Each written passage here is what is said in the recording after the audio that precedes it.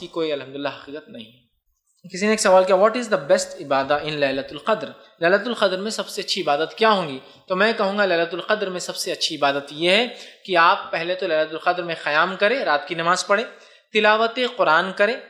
ذکر کرے اور ایسی دعائیں کرے جو اس میں خاص طور سے ثابت ہے، جیسا کہ وہ ایک دعا اللہم انک عفو تحب العفو فاعف عنی یا فاعف عنا، اگر جماعت میں کر رہے ہیں مطلب بہت سے لوگ، تو اے اللہ تو جو ہے معاف کرنے والا ہے اور میرے گناہوں کو تو مکمل طور سے معاف کر دے۔ اللہم انک عفو، تو معاف کرنے والا، تحب العفو، اور تو عفو محبت کرتا ہے معاف کرنے سے، محبت درگزر کرتا ہے، معافی دیتا ہے، فاعف عنی، تو مجھے معاف کر دیتا۔ یہ دعا کثرت سے کیجئے، اس کے علاوہ اور بھی ذکر ہے وہ کثرت سے کیجئے، قیام کیجئے رات میں اور تلاوت قرآن کیجئے، اور یاد رکھیے قیام جو شب قدر ہے وہ 21 رمضان، 23 رمضان، 25 رمضان، 27 رمضان اور 29 رمضان میں سے کوئی ایک رات ہے، اور رات شروع ہوتی ہے مغرب سے لے کر فجر تک۔ تو الحمدللہ مغرب ہو رہی ہے آج کل ہمارے علاقے میں 7:15 بجے، 7:15 سے لے کر صبح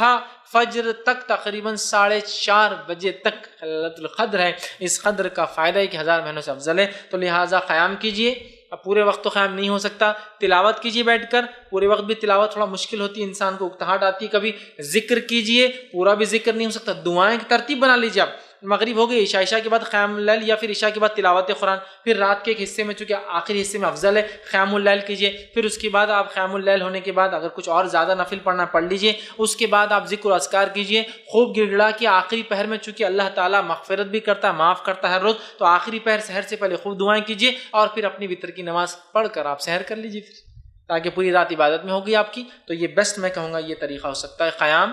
تلاوت قرآن،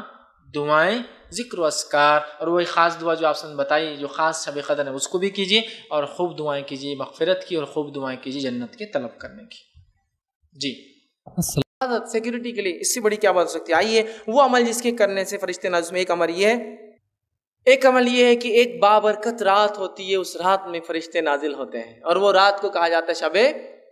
قدر، لیلۃ القدر، جو کہ آج بھی ہو سکتی ہے۔ 21 گزر چکی وہ بھی ہو سکتی تھی، اور آنے والی اور 3 راتیں باقی وہ بھی ہو سکتی ہے، 25، 27 اور 29 بھی ہو سکتی ہے۔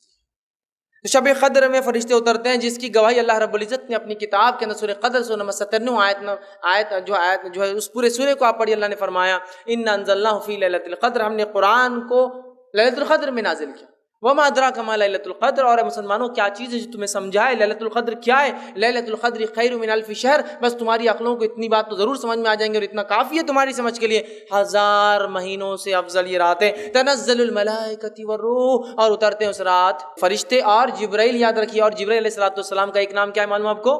روح۔ جبرائیل علیہ السلام کا ایک نام یاد رکھیے، وہ روح ہے، یاد رکھیے، نہیں تو آپ بولیں گے تنزل الملائکۃ والروح، اور ایک صاحب ایک بار تفسیر کرنے لگے، اترتے ہیں اس رات فرشتے اور بڈھے اور بڑوں کی روحیں، ملائکہ الگ ہے نا اور روح الگ ہے، تو پھر صحیح بات ہے نا۔ تو یاد رکھیے یہاں روح سے مراد جبرائیل علیہ السلام ہے، روح الامین بھی ان کا ایک نام ہے، جبرائیل بھی ان کا ایک نام ہے، جبریل بھی ان کا ایک نام ہے، ٹھیک ہے؟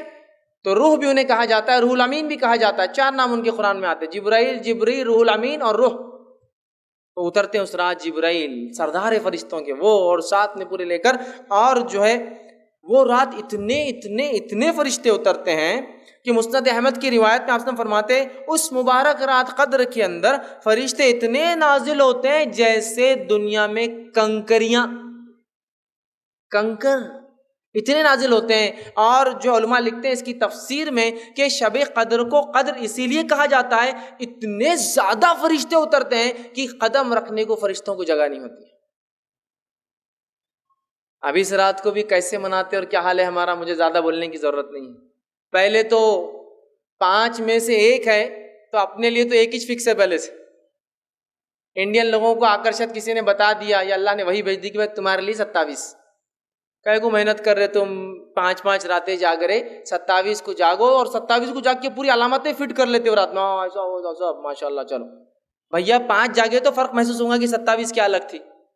1 ہی جاگ کے سب کچھ فٹ کر کے، اور چلو مل گیا اپنے کو 1000 مہینوں کا سب، جاؤ اور سو جاؤ۔